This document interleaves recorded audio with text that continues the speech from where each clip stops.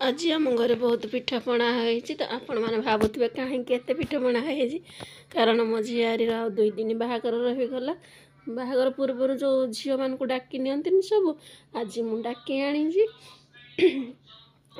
आम सब खुड़ी माँ मामा सांग माने आई दादा भाई समस्त खुआईदेलु पिठा से भी खाइले आमे भी खाइले जिते खाइले भी बहुत दुख लगिला जहाँ झीटा 2 दिन पर शाशु घर चली मन कि भल लगिलानी।